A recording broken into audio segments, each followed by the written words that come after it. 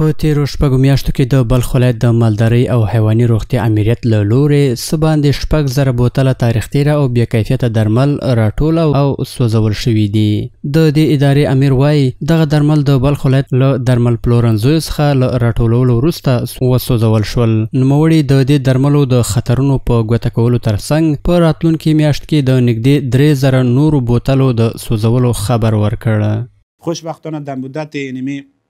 یک ماه دیگه پیشروی که ما شاید چند روز بعد دیگه هدر بیتیم تقریبا 2,800 بوتل دوا دیگه امیال جمع‌آوری کردیم.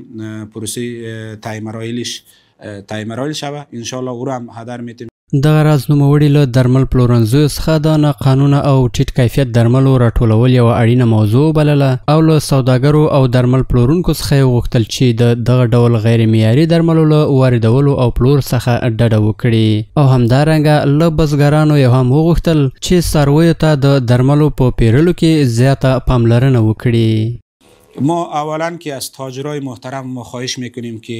از کشورهای دیگه که دوا میارن اول از اینا خواهش میکنیم که دوای بی کیفیت نیارن، چون به خاطر از اینکه یک مسلمانی که یک گاو داره یا یک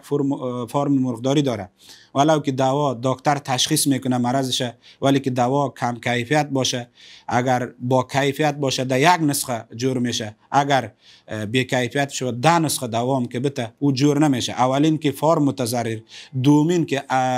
دوا زیاد به او مرغ است یا گاو زیاد مصرف شده سبا گوشت مرغ، جگر مرغ یا حیوانات بزرگ گوشتش یا جگرش ما مصرف میکنیم مستقیم ضررشه. کسی که استفاده میکنه او مستقیم ضرر میبینه. د یادولو وړ ده چې په هیواد کې د اسلامي امارت له واکمنۍ وروسته د بې کیفیته او تاریخ تیره موادو او درملو د پیژندنې او راټولولو په برخه کې د بیلابیلو کمیسیونونو له لوري جدي هلې ځلې روانې دي چې تر دې دمه لسګونه ټنه بې کیفیته خوراکي او غیر خوراکي توکي راټول او له منځه وړل شوي دي.